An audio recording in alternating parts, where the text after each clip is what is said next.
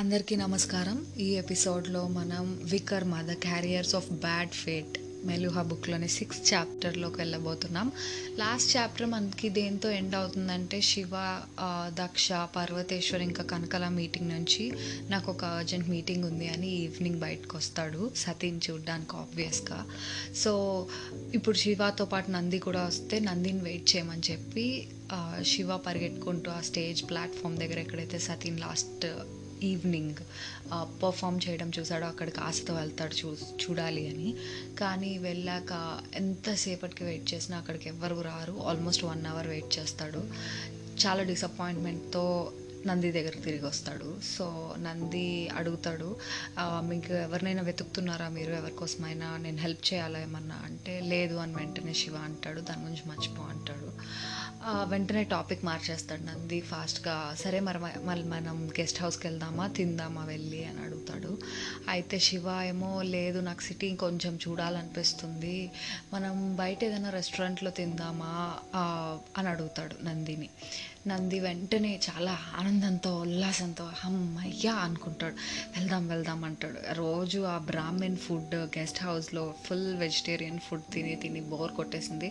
బయట క్షత్రియ హోటల్స్ ఉంటాయి, అక్కడ ఫుల్ మీట్ అంతా దొరుకుతుంది, అక్కడికి వెళ్దామని చెప్పి నంది అనుకొని హ్యాపీగా అక్కడి నుంచి బయటకు వెళ్తారు. గెస్ట్ హౌస్లో నుంచి బయట ఊర్లోకి వెళ్తారు, సిటీలోకి. Scene number 2.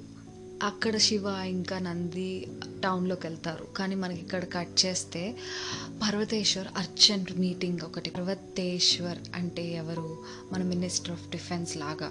సో అతను వెంటనే దక్ష కింగ్తో meeting, urgent meeting, sudden meeting పెడతాడనమాట. అయితే దక్ష అడుగుతాడు, చెప్పు దేని గురించి అని అడిగితే ఇది చాలా ఇంపార్టెంట్ మ్యాటర్ అంటాడు. దేని గురించి అని అంటే అప్పుడు చెప్తాడు, నీలకంఠ్ ఆల్రెడీ ట్రబుల్ క్రియేట్ చేస్తున్నాడు అని చెప్పి. దక్ష అంటాడు, ఇప్పుడు ఏం చేశాడు అని చాలా బ్యాడ్ ఎక్స్ప్రెషన్ పెడతాడు అనమాట. ఇప్పుడు ఏం చేశాడు, ఎందుకంటే పర్వతేశ్వర్కి ఆయన అంటే ఇష్టం లేదు, ఆయన్ని బార్బేరియన్ లాగా ట్రీట్ చేస్తాడని ఆల్రెడీ దక్షకు తెలుసు. కాబట్టి ఏం చేశాడు అంటే, సరే నేను చెప్తే మీరు నమ్మరు కదా, నాకంటే అతని మీద మంచి ఒపీనియన్ లేదు, కానీ చనర్ధ్వజ్ చెప్పాడు అని అడుగుతాడు. చనర్ధ్వజ్ అప్పుడే వచ్చేసాడా అని అడుగుతాడు. మనకి ఈ క్యారెక్టర్ ఎవరో తెలీదు, కాకపోతే ఆయన మన పర్వతేశ్వర్కి వచ్చి ఎక్స్ప్లెయిన్ చేస్తాడంట. సరే ఏం చెప్పాడో చెప్పు అని అడుగుతాడు. సరే చెప్తున్నాను, నిన్న శివ ఇంకా సతీ దగ్గర డాన్స్ చేశారంట అని చెప్తాడు. డాన్స్ ప్రాక్టీస్ చేసే దగ్గర ఈయన చూశాడంట దూరం నుంచి అని. డాన్స్ చేయకూడదని మళ్ళీ లాలో ఏమైనా రాసుందా అని అడుగుతాడు దక్ష కింగ్. అడిగితే ఆయన అంటాడు, దాని గురించి కాదు, సతీ చాలా ఫ్లాటర్డ్గా చూస్తోందంట ఆయన డాన్స్ చేస్తుంటే. అంటే తప్పేముంది అందులో అని చెప్తాడంట దక్ష.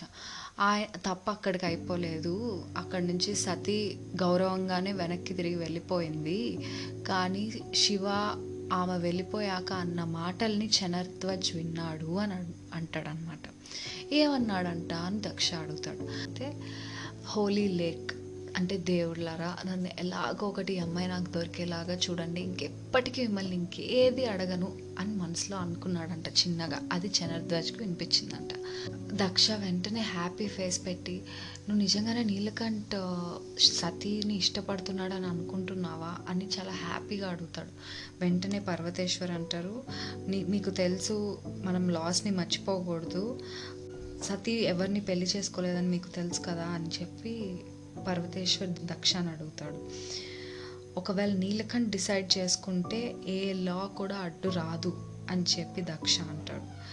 కానీ పర్వతేశ్వర్ వెంటనే, మనకి ఇంకా చంద్రవంశీస్కి తేడా ఏముంది, మనం లాస్ని నమ్ముకొని ఉంటాము, రూలర్ని కాదు, లాకి మించి ఎవరూ లేరు అని చెప్పి పర్వతేశ్వర్ అంటారు.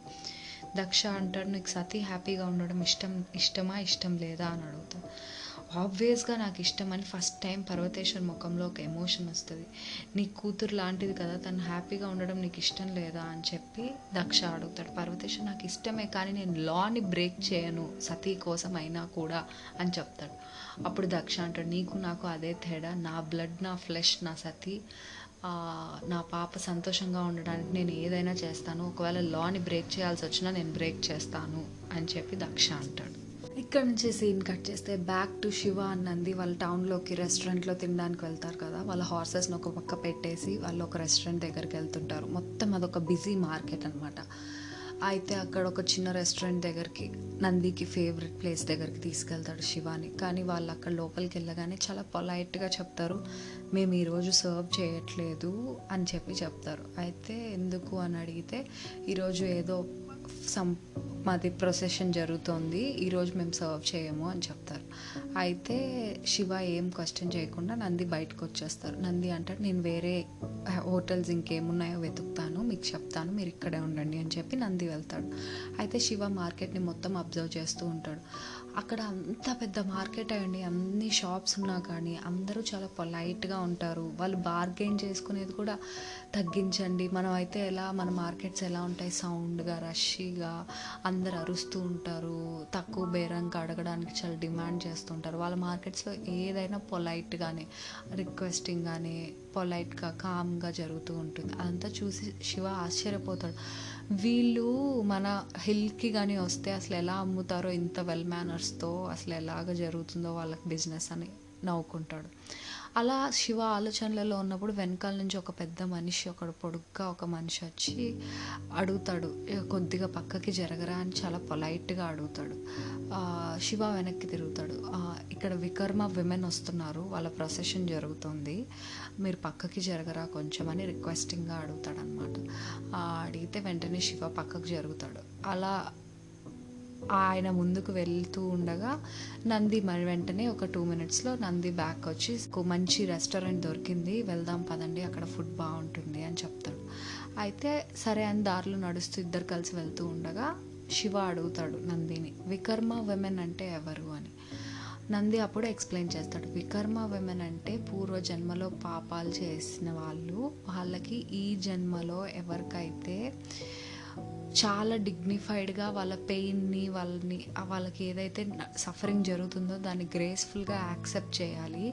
వాళ్ళకి చాలా రూల్స్ ఉంటాయి శివ, వాళ్ళు ఎవరిని పెళ్లి చేసుకోకూడదు, వాళ్ళు ఎవరిని ముట్టుకోకూడదు, ఏదైనా పనికి తప్ప వేరే విధంగా ముట్టుకోకూడదు. అంటే ఎందుకు అని అడిగితే, వాళ్ళ పాపాలు వాళ్ళకు వస్తాయని. పెళ్ళి ఎందుకు చేసుకోకూడదు అంటే, వాళ్ళకుండే బ్యాడ్ లక్ వాళ్ళ హస్బెండ్కి వస్తుంది అని. అంటే అసలు వికర్మ వాళ్ళు పాపాలు చేశారని మీకు ఎవరు చెప్పారు అని అడిగితే, వాళ్ళ కర్మానే చెప్తుంది అన్నట్టు ఆబ్వియస్గా చెప్తాడు. అంతే కదా, ఆబ్వియస్గా అన్నట్టు, అంటే అదంత కామన్ యాక్సెప్టెడ్ నార్మ్ అనమాట. వాళ్ళ కర్మ అని అంటాడు. కర్మ అని మీకు ఎలా తెలుసు అంటే, మరి ఎందుకు వాళ్ళకి అందరికీ మామూలుగా పుడితే వాళ్ళకి ఎందుకు స్టిల్ చైల్డ్ పుడతారు అంటే, పుట్టుకతోనే ఊపిరి లేకుండా పుడతారు కదా, అలాంటి వాళ్ళు ఎందుకు పుడతారు, వాళ్ళ హస్బెండ్ పెళ్లి చేసుకోగానే ఎందుకు చనిపోతారు, వాళ్ళకి ఎందుకు డిసీజెస్ వస్తాయి, వాళ్ళు పూర్వజన్మలో ఏదో పాపం చేసుంటేనే కదా వాళ్ళకి ఇంత పెద్ద శిక్ష ఈ జన్మలో జరుగుతుంది. కాబట్టి వాళ్ళు ఈ జన్మలో అయినా కనీసం ప్యూర్గా ఉంటే వాళ్ళ పూర్వ జన్మ పాపాలన్నీ పోతాయి అని చెప్తాడు నంది. శివకి అస్సలు అర్థం కాదు, రెడిక్యులస్గా అనిపిస్తుంది. అదేంటది, వాళ్ళు ప్రెగ్నెన్సీలో ఉన్నప్పుడు ప్రాపర్ కేర్ తీసుకోక బేబీ చనిపోయి ఉండొచ్చు, వాళ్ళు హెల్త్ ఇష్యూస్ జనరల్గా డిసీజ్ వచ్చి ఉండొచ్చు, దానికి పూర్వజన్మ దానికి అసలు సంబంధం ఏంటి అన్నట్టు క్వశ్చన్ చేస్తాడు. నంది పాపం చాలా డిఫెండ్ అవుతాడు, వాళ్ళ లార్డ్ ఇలా అడుగుతున్నాడు అని, కానీ ఏమీ క్వశ్చన్ చేయడు. ఎందుకంటే వాళ్ళకి ఇది మెలుహాలో చాలా కామన్గా వాళ్ళు బిలీవ్ చేసే నామ్ అనమాట. కానీ వెంటనే ఇంకా శివ నంది ఫేస్ చూసి అర్థం చేసుకొని చెప్తాడు, ఓకే మీ మెలుహన్స్ డిజైన్ చేశారంటే ఏదో రీజన్ ఉండే ఉంటుంది, మీకు అలా వర్క్ అవుతుంది అంటే ఖచ్చితంగా దాంట్లో ఏదో రీజన్ ఉండే ఉంటుంది అన్నట్టు. వెంటనే ఇంకా నంది హ్యాపీ అయిపోయి ఫాస్ట్గా, ఇంకా ఆయన ఆకలి వెంటనే ఆయనకు గుర్తొస్తుంది. సో వెంటనే హోటల్కి వెళ్దాం పదండి అని చెప్పి ఫాస్ట్గా తీసుకెళ్ళిపోతాడు. సో వాళ్ళు అలా లోపలికి వెళ్ళగానే కొద్దిగా దూరంలోనే రోడ్ మీద ఆ వికర్మ విమెన్ వస్తూ ఉంటారు. శివ నంది లోపలికి వెళ్ళిపోతారు హోటల్లోకి, వాళ్ళు చూడరు. ఆ విమెన్ ఎవరైతే వస్తున్నారో వాళ్ళంతా బ్లూ శారీస్లో ఉంటారనమాట, రోడ్ మీద సైలెంట్గా వస్తుంటారు. వాళ్ళల్లో మధ్యలో నించుకొని మొత్తం తన బాడీని కవర్ చేసుకొని బ్లూ కలర్ శారీతో, ఒక అంగవస్త్రంతో కవర్ చేసుకున్న వాళ్ళల్లో మధ్యలో ఉన్నది ఎవరంటే సతి. నెక్స్ట్ డే మళ్ళీ వీళ్ళ ప్రైవేట్ మీటింగ్ కంటిన్యూ అవుతుంది. దక్ష, పర్వతేశ్వర్, కనకాల దగ్గరికి శివ ఇంకా నంది వస్తారు. సో మనం ఎక్కడ స్టాప్ చేసాం శివ అని దక్ష అడుగుతాడు. మనం శ్రీరామ్ తెచ్చిన రెవల్యూషన్ గురించి, బ్రాహ్మిన్స్ని ఎలాగ వాళ్ళ డామినేషన్ని కంట్రోల్లోకి తెచ్చాడు అనే దాని గురించి మీరు చెప్పబోతూ ఆపేశారు అని చెప్తాడు. కరెక్ట్గా చెప్పారు. అప్పుడు రామ్ ఏం చేశారంటే, ఈ బ్రాహ్మిన్స్ డామినేషన్ ఏదైతే ఉందో వాళ్ళని ఫస్ట్ రెడ్యూస్ చేశారు వాళ్ళ డామినేషన్ని. అదొక్కటే చేయడం కాకుండా దాని రూట్ కాజ్ ఏంటి అనే దానికోసం వెతికాడు, అసలు సమస్య ఎక్కడుంది అని. చాలామందికి ఒక కులంలో పుట్టిన వాళ్ళకి వేరే కోరికలు వస్తుంది. అంటే బ్రాహ్మిన్స్లో పుట్టినా కానీ, బ్రాహ్మిన్స్ అయ్యి ఉన్న కాస్ట్లో వాళ్ళకి కానీ క్షత్రియాస్ లాగా రూల్ చేయడం, లేదంటే వైశ్యాస్ లాగా డబ్బులు సంపాదించడం మీద వాళ్ళకి ఆశ ఉంది, అది చేయాలనే కోరిక ఉంది. సో ఇక్కడ యుద్ధం దేని మధ్యలో అంటే వాళ్ళు ఏ పని చేయాలి అని అనుకుంటున్నారు, కానీ సొసైటీ వాళ్ళని ఏ పని చేయమంటోంది, ఈ రెండింటి మధ్యలో యుద్ధం వల్ల ఇవన్నీ జరుగుతున్నాయి అని గుర్తిస్తాడు శ్రీరామ్ అని. అప్పుడు వెంటనే శివ అడుగుతాడు, కానీ కాంపిటేటివ్ ఎగ్జామ్ ద్వారా కదా బ్రహ్మ కాంపిటేటివ్ ఎగ్జామ్ ద్వారా ఎవరిని ఏ కాస్ట్లో పెట్టాలి అనేది సెలెక్ట్ చేసింది అని అడుగుతాడు. అని అడిగితే అప్పుడు అంటాడు, అవును, కానీ ఆ సిస్టమ్ కొన్ని ఇయర్స్ తర్వాత మారిపోయింది. బ్రాహ్మిన్స్ పిల్లల్ని బ్రాహ్మిన్స్ అంటూ వచ్చారు, వైశ్యాస్ పిల్లల్ని వైశ్యాస్, శూద్రాస్ పిల్లల్ని శూద్రాస్. ఆ fairness in the competitive exam పోయింది. ఎవరి పిల్లల్ని వాళ్ళు అదే దాంట్లోనే కంటిన్యూ చేసేలాగా చేసుకున్నారు. అప్పుడు వెంటనే శివ అడుగుతాడు, సో అంటే ఏంటి, ఒకవేళ బ్రాహ్మిన్ అయినా కానీ, బ్రాహ్మిన్ అంత టాలెంట్ ఉన్నా కానీ ఒకవేళ శూద్ర ఫ్యామిలీలో పుడితే అతను శూద్రగానే మిగిలిపోవాలా అని శివ అడుగుతాడు. అప్పుడు వెంటనే పర్వతేశ్వర్ అవును అని అంటాడు. అవును శివ. ఫస్ట్ టైం శివతో పర్వతేశ్వర్ మాట్లాడతాడు. అది ఆయన్ని లార్డ్ అన్నాడు, శివ అనే పేరుతో పిలుస్తాడు. అది శివ గుర్తిస్తాడు. మిగతా వాళ్ళందరూ లార్డ్ అది ఇది అని పిలుస్తూ ఉంటే ఇతను మాత్రం డైరెక్ట్గా శివ అని అంటాడు. శ్రీరామ్ ఉద్దేశంలో ఏ సొసైటీ అయినా మెరిట్ మీద బతకాలి, ఎవరికి ఏ టాలెంట్ ఉందో వాళ్ళకే ఆ స్థానం లభించాలి, అంతేగాని ఈ ఫ్యామిలీలో పుట్టారు కాబట్టి వాళ్ళకి అది, ఈ రేస్లో పుట్టారు కాబట్టి వాళ్ళకి ఈ గౌరవం ఇవ్వాలి అని ఎప్పుడూ ఉండదు. ఎవరైతే దానికి డిజర్వింగ్ క్యాండిడేటో వాళ్ళకే ఆ జాబ్ రావాలి అని చెప్పి శివ అనుకుంటారు అని. అది థీరీలో బాగానే ఉంది పర్వతేశ్వర్, కానీ అది ఎలా ప్రాక్టీస్లో పెడతారు? ఇప్పుడు ఆబ్వియస్గా ఇప్పుడు ఒక బ్రాహ్మణ్ ఫ్యామిలీలో పుట్టిన అబ్బాయికి చిన్నప్పటి నుంచే అతను శ్లోకాలు వింటూ ఉంటాడు, ఆయన పెరిగే విధానము అవన్నీ ఉండడం వల్ల అతనికి అడ్వాంటేజ్ ఎక్కువ ఉంటుంది. బ్రాహ్మణ్ ఒకవేళ టెస్ట్ పెట్టినా కూడా క్వాలిఫై అవ్వడానికి అతనికి ఎక్కువ ఛాన్సెస్ ఉంటాయి. శూద్రాకి అంత ఎక్స్పోజర్ ఉండదు కదా చిన్నప్పటి నుంచి ఆయన పెరిగిన వాతావరణంలో. సో ఇది ఫేర్ కాంపిటీషన్ ఎలాగవుతుంది వాళ్ళిద్దరి మధ్యలో అని అడుగుతాడు. అప్పుడు వెంటనే పర్వతేశ్వర్, దానికి మా శ్రీరామ్ ఒక కొత్త సిస్టమ్ని సృష్టించారు అని చాలా ప్రౌడ్గా చెప్తాడనమాట. అప్పుడు వెంటనే దక్ష, అదొక్కటే కాదులే, సోమరాజ్ కూడా చాలా హెల్ప్ చేశాయి ఆ సిస్టమ్ కంటిన్యూ అవ్వడానికి అంటే, నాకు ఫస్ట్ సిస్టమ్ ఏంటో చెప్తారా అని శివ అడుగుతాడు. పర్వతేశ్వర్ చెప్తాడు, సిస్టమ్ చాలా సింపుల్ అయినది. బెస్ట్ సొసైటీ ఏది అంటే ఆ కాస్ట్ ఆయన ఎబిలిటీస్ మీద, ఆయన కర్మ మీద డిపెండ్ అయింది కదా, ఇంకా దేని మీద డిపెండ్ అవ్వనిది కదా. సో శ్రీరామ్ ఎలాంటి సిస్టమ్ని క్రియేట్ చేశాడంటే ఇది ఎన్ష్యూర్ అయ్యేలాగా ప్రతి ఒక్కరూ మెలూహాలో ఏ పిల్లలైతే పుడతారో వాళ్ళందరినీ ఎంపైరే అడాప్ట్ చేసుకుంటుంది. అంటే ఇప్పుడు సపోజ్ మనకి గవర్నమెంట్ లాగా వాళ్ళకి రాజ్యం, ఆ రాజ్యమే పుట్టిన పిల్లలందరినీ అడాప్ట్ చేసుకుంటుంది.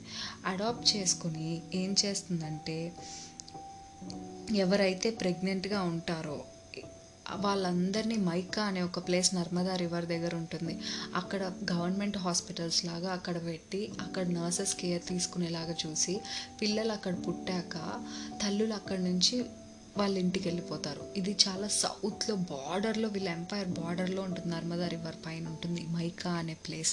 మొత్తం హాస్పిటల్సే ఉంటాయి అక్కడ. ఎవరైతే మెటర్నిటీ అంటే లైక్ ప్రెగ్నెంట్ అవుతారో మెటర్నిటీ కేర్ లాగా అది, అక్కడికి వెళ్ళి పిల్లల్ని పుట్టేసి వాళ్ళ ప్లేసెస్కి వెళ్ళిపోతారు. పిల్లలు లేకుండానా అని శివ అడుగుతాడు. ఎందుకంత ఆశ్చర్యంగా అడుగుతున్నాడు అన్నట్టు పర్వతేశ్వర్ మనసులో అనుకొని, అవును వాళ్ళని నర్సెసే చూసుకుంటారు ఆ పిల్లల్ని అని చెప్తాడు. తర్వాత వాళ్ళని మెలూహా గురుకుల్లోకి పంపిస్తారు ఆ పిల్లలు కొంచెం పెద్దగా అయ్యాక. ఆ గురుకుల్లో వాళ్ళకి అన్ని విద్యలు అందరికీ సమానంగా పంచుతారు. కానీ ఎవరి పిల్లలు అనేది కొన్ని బుక్స్లో మాత్రమే రాసి ఉంటుంది. ఆ బుక్స్ ఎవ్వరికీ చూపించరు, అది చాలా కాన్ఫిడెన్షియల్గా పెడతారు, సీక్రెట్గా పెడతారు. అయితే ఈ పిల్లలు పెద్దగా ఈ గురుకుల పాఠశాలలో జాయిన్ అయ్యి అన్ని విద్యలు ఎవరు ఏ కులం ఏమి తెలియకుండా వాళ్ళందరూ అభ్యాసం చేస్తారు, ప్రాక్టీస్ చేస్తారు. వాళ్ళకంతా గవర్నమెంటే కేర్ తీసుకుంటుంది, వాళ్ళకి ఏం కావాలన్నా అన్నీ అందిస్తుంది. వాళ్ళకి 15 years ఏజ్ వచ్చాక వాళ్ళకు ఒక పెద్ద కాంపిటేటివ్ ఎగ్జామ్ పెట్టి అప్పుడు డిసైడ్ చేస్తారు ఎవరు బ్రాహ్మణ్, ఎవరు క్షత్రియ, ఎవరు శూద్ర, ఎవరు వైశ్య అని. డిసైడ్ చేశాక వాళ్ళకి ఒక్కొక్కరికి ఒక్కొక్క కలర్ బ్యాండ్ లాంటిది ఇస్తారనమాట. White for Brahmans, red for Kshatriyas, green for Vaishyas, block for Shudras. ఒక్కొక్కరికి ఒక్కొక్క కలర్. ఓహో, అందుక మీరు వర్ణ సిస్టమ్ అంటారు అని శివ అడుగుతాడు. వర్ణ అంటే కలర్ కదా అని. వెంటనే కనకాల మీరు వెంటనే భలే అబ్జర్వ్ చేస్తారు అన్నీ అని చెప్పి అంటది. అప్పుడు పర్వతేశ్వర్ వెంటనే అంటాడు, అవును చాలా గొప్ప అబ్జర్వేషన్ అది అన్నట్టు వెటకారంగా అంటాడు. తర్వాత వెంటనే శివ అవన్నీ పట్టించుకోకుండా, సో తర్వాత ఏమవుతుంది ఆ పిల్లలు అంటే, వాళ్ళకి ఇంకొక 1 year ఆ కాస్ట్ ఇచ్చాక ఇంకొక 1 year వాళ్ళకి కాస్ట్ స్పెసిఫిక్ ట్రైనింగ్ ఇస్తారు. వన్స్ బ్రాహ్మిన్ ఎవరనేది సెలెక్ట్ అయ్యాక బ్రాహ్మిన్ డ్యూటీస్ అన్నీ వాళ్ళకి నేర్పిస్తారు 1 year స్పెసిఫిక్గా, స్పెషలైజేషన్ లాగా.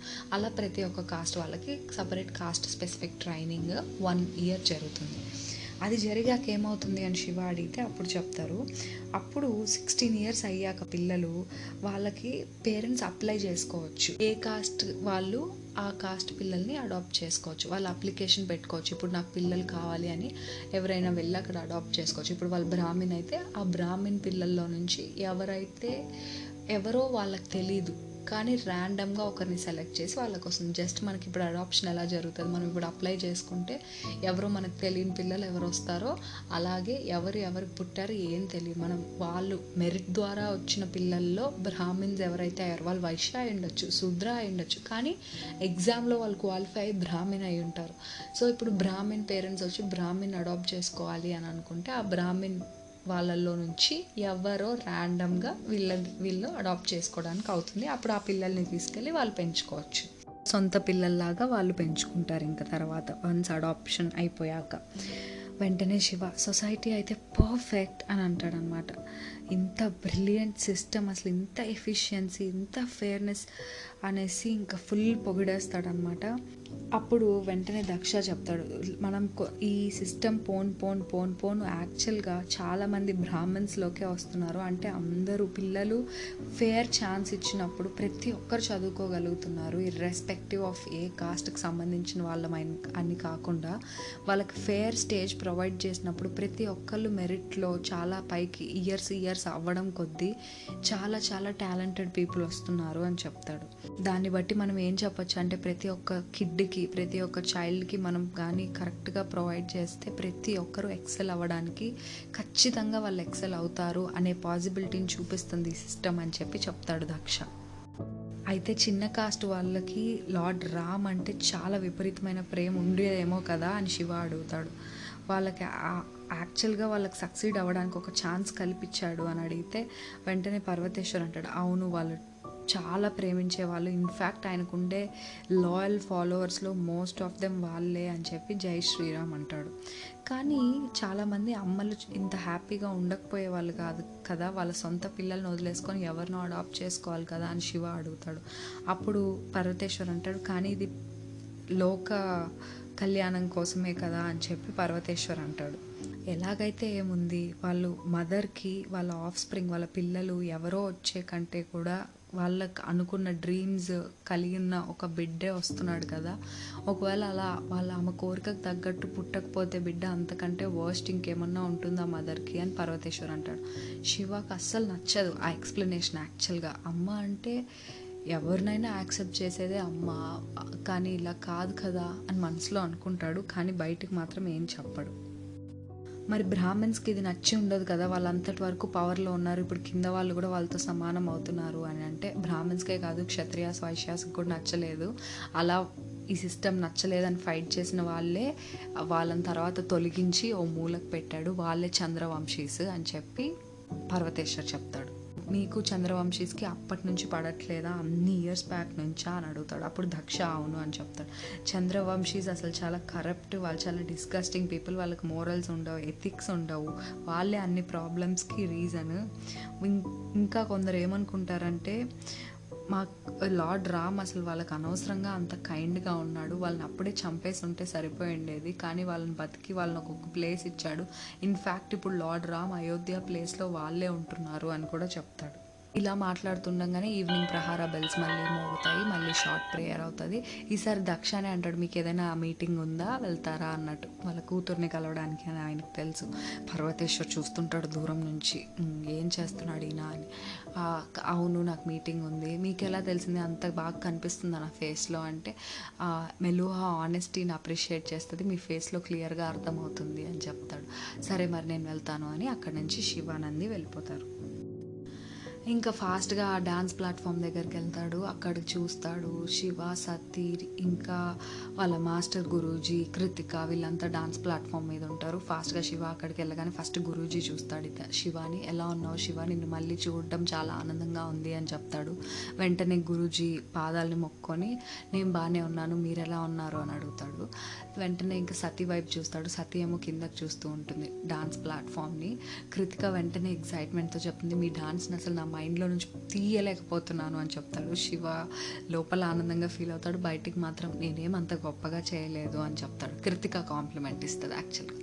సో అక్కడికి అయిపోతుంది. అప్పుడు శివ సతీ వైపు చూసి అంటాడు, మీరు డాన్స్ చేయండి, ఏదైనా నేను కరెక్ట్ చేసి హెల్ప్ చేయగలిగేది నేను చేస్తాను అంటే, అప్పుడు సతీ అంటుంది, నేను మీ డాన్స్ స్కిల్స్ని చాలా రెస్పెక్ట్ చేస్తాను అని, కాబట్టి మీరు నాకు అడ్వైస్, కంఫర్టబుల్గా ఫీల్ అవ్వదు యాక్చువల్గా సతీ ఆయనతో మాట్లాడడం, కానీ చెప్తుందనమాట, నేను మీ డాన్స్ స్కిల్స్ని రెస్పెక్ట్ చేస్తాను, అడ్జస్ట్ చేయండి అని.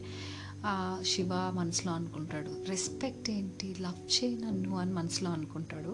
సతీ డిస్కంఫర్ట్గా ఎందుకు ఫీల్ అవుతూ ఉంటుందంటే, మెన్కి చాలా రెస్పెక్టబుల్ డిస్టెన్స్లో ఉండాలి, తను వికర్మ కాబట్టి దూరంగా ఉండాలి, కానీ ఈ విషయం శివాకి తెలీదు. కానీ సతీ అందుకే ఎవరితో మాట్లాడినా ఇలా అనిపించదు, కానీ శివతో మాట్లాడుతుంటే ఏదో తప్పు చేస్తున్న ఫీలింగ్ లోపల నుంచి వస్తుంటుంది సతీకి. కాబట్టి చాలా డిస్కంఫర్ట్గా ఫీల్ అవుతూ ఉంటుంది మాట్లాడేటప్పుడు. సరే మీరు స్టార్ట్ చేయండి డాన్స్ అని చెప్తాడు శివ. వెంటనే సతీ ఈసారి మాత్రం ఫస్ట్ నమస్కారం శివ నేర్పించినట్లు స్టార్ట్ చేస్తుంది. ఒక ఎనర్జీ ఆమెలోకి వస్తుంది. ఈసారి ఎమోషన్స్తో పాటు డాన్స్ చేస్తుంది. ఆల్రెడీ ఆమెకు టెక్నికల్గా చాలా బాగా చేస్తుంది కాబట్టి ఇప్పుడు ఎమోషన్స్తో చేసేసరికి అక్కడ ఉండే వాళ్ళంతా మెస్మరైజ్ అయిపోతారు ఆమె పర్ఫార్మెన్స్కి. ఆమె డాన్స్ అయిపోగానే చాలా బాగా చేసావు, నేను చెప్పా కదా నీకు మంచి స్కిల్ ఉందని, అది ఇది అని అందరూ మెచ్చుకుంటారు. ఫస్ట్ గురూజీ నువ్వు ఇప్పుడు దాకా చేసిన దాంట్లో ఇదే బెస్ట్ పర్ఫార్మెన్స్ అని చెప్తాడు. శివ కూడా మెచ్చుకుంటాడు. కానీ వెంటనే సతీ అంటే నేను ఒక స్టెప్ మిస్టేక్ చేశాను అని చెప్పి, అప్పుడు వెంటనే శివ చెప్తాడు, అవును నువ్వు ఫస్ట్ మూమెంట్ ఇలా చేయడం వల్ల తర్వాత ఇలా అయింది, అదేం పెద్ద మ్యాటర్ కాదు, జస్ట్ చిన్న టెక్నికల్ మిస్టేక్, అదేం కాదు, దానికి నువ్వు ముందు యాక్చువల్గా ఇలా పెట్టాలి ఎల్బో, నువ్వేం అనుకోనంటే అని చెప్పి ఇలా ఎల్బోని ఇలా టచ్ చేసి ఇలా పెట్టాలి అని చూపిస్తాడు. వెంటనే సతీ భయపడిపోయి, అప్పటిదాకా ప్రౌడ్గా ఉండే ఫేస్, ఎప్పుడు కామ్గా ఉండే ఫేస్, సడన్గా కళ్ళల్లో నుంచి నీళ్లు కారిపోయి నన్ను ఎందుకు ముట్టుకున్నారు అన్నట్టు దూరంగా వెళ్ళిపోయి మీరు వెంటనే వెళ్ళి అగ్ని దేవుడి దగ్గరికి టెంపుల్కి వెళ్ళి మీరు వెంటనే పూజ చేయించుకోండి, సెరిమనీ చేయించుకోండి అని చెప్తుంది. ఏం పూజ ఏంటి అంటే, వెంటనే గురూజీ అంటాడు, శుద్ధికరణ్ అని చెప్పండి, శుద్ధికరణ్ అని ఆ టెంపుల్కి వెళ్ళి చెప్పండి, వెంటనే వాళ్ళు చేస్తారు అని చెప్తాడు. అసలు శుద్ధికరణ్ ఏంటి, నేను ఎందుకు చేయాలి అంటే, సతీ వెంటనే ప్లీజ్ శివ చేయించుకో శుద్ధికరణ్, ప్లీజ్ నీకు ఏదైనా అయితే నేను తట్టుకోలేను, ఒకవేళ అది నా వల్ల జరిగితే నేను మళ్ళీ నన్ను నేను క్షమించుకోలేను అంటే, వెంటనే నాకేం అవ్వదు, నేను ఒకవేళ నిన్ను ముట్టుకున్న తప్పు అయితే ఏదైనా రూల్ బ్రేక్ చేసి ఉంటే నేను ఐఎమ్ వెరీ సారీ, నేను ఇంకొకసారి అలా చేయను, దీన్ని పెద్ద విషయం చేయకండి అంటే సతీ వెంటనే గట్టిగా అరుస్తుంది, ఇట్స్ ఏ బిగ్ డీల్ అని, ఇది చాలా చాలా పెద్ద విషయము అంటే. అప్పుడు శివ మనసులో అనుకుంటే, ఇంత చిన్నదాన్ని ఎందుకు ఇంత పెద్దగా చేస్తున్నారు వీళ్ళు అని. కృతిక అప్పుడు వెంటనే సతీ దగ్గరికి వచ్చి, ఆమె ముట్టుకోకుండా మనం వెళ్ళిపోదాం పదండి లేడీ, ఇంకా టైం అవుతుంది అంటే, అప్పుడు వెంటనే శివ ప్లీజ్ ఉండండి, నేను ఇంకొకసారి మిమ్మల్ని ముట్టుకొని ప్రామిస్, మీరు డాన్స్ చేయండి అంటే, ఇంకా సతీ చాలా బాధతో అక్కడి నుంచి వెళ్ళిపోతుంది. వెళ్తూ కూడా వెనక్కి తిరిగి, శివ ప్లీజ్ రాత్రి అయ్యే లోపల మీరు శుద్ధీకరణ ఈరోజే చేయించుకోవాలి, వెంటనే బయలుదేరండి అంటది. గురూజీ కూడా వెంటనే ఆ మాట వినండి, మీ మంచి కోసమే చెప్తుంది, శుద్ధీకరణ చేయించుకోండి అని గురూజీ కూడా వార్న్ చేస్తాడు. తర్వాత శివ అనుకుంటాడు వాట్ బ్లడీ నాన్సెన్స్ అనుకుంటాడు. అసలు ఏంటిది, ఏమైంది అసలు ఇక్కడ, ఏం జరుగుతోంది అని. ఆయన బెడ్రూమ్లోకి వచ్చి ఆయన శుద్ధీకరణ చేయించుకోడు, గుడికి వెళ్ళడు, అసలు ఏమి చేయించుకోడు, దాని గురించి కూడా తెలుసుకోడు. వాళ్ళు చెప్తారు గుడికి వెళ్ళి మీరు శుద్ధీకరణ అంటే దాన్ని ఎక్స్ప్లెయిన్ చేస్తారు, అప్పుడు మీరు చేయించుకోండి అని. అసలు అక్కడికి వెళ్ళాడు, కనుక్కోడు, ఏం చేయడు, రూమ్కి వచ్చేసి పడుకుంటాడు. పడుకొని అనుకుంటాడు అసలు నేను సతీని ముట్టుకుంటే నేను ప్యూరిఫై చేసుకోవడం ఏంటి, నా లైఫ్ అంతా ఆమెతో స్పెండ్ చేయాలి అని అనుకుంటున్నాను, అలాంటప్పుడు ఆమెను ముట్టుకుంటే ప్రతిరోజు నేను వెళ్ళి ఆ శుద్ధీకరణ చేయించుకోవాలా, అసలు ఏం మాట్లాడుతున్నారు ఈ మెలు హన్స్, అసలు ఏంటి రెడిక్యులస్ సిస్టమ్ ఏంటిది అని ఆలోచిస్తూ ఉంటాడు. ఇది అసలు ఆమె వల్లనా లేకపోతే నా వల్లనా, నన్ను ముట్టుకున్నందుకు నేను చేసుకోవాలా, నేను బార్బేరియన్ కదా, నేను బయట నుంచి వచ్చా కదా అందుకని అలా అంటున్నారు. లేదులే, నేను నన్ను తక్కువగా ఏం చూడర్లే, సతీ బ్యాడ్, అలాంటి ఆలోచన కూడా రాదు సతీకి, అలాంటి బ్యాడ్ ఆలోచన ఏంటి ఇది అసలు. ఒకవేళ నిజమైతే నేను నీల్కంఠ్ అని అంటున్నారు కదా వీళ్ళు, ఆమెకు తెలుసా నేను నీల్కంఠ్ అని, అసలు ఏంటిదంతా అని ఆలోచనతో మన చాప్టర్ అక్కడితో క్లోజ్ అయిపోతుంది. Next chapter 7th chapter lord Ram's unfinished task. ఏ టాస్క్ అయితే రామ్ ఫినిష్ చేయలేదో దాని గురించి ఉంటుంది. ప్లస్ అసలు ఈ శుద్ధీకరణ ఏంటి, వికర్మ ఏంటి, సతీ ఎవరిని పెళ్లి చేసుకోకూడదు తను వికర్మ అయితే, మరి శివ దానికి ఎలా రియాక్ట్ అవుతాడు ఏంటి, ఇవన్నీ తెలుసుకోవాలంటే నెక్స్ట్ ఎపిసోడ్లోకి వెళ్ళాలి. అంతవరకు ఓం నమః శివాయ.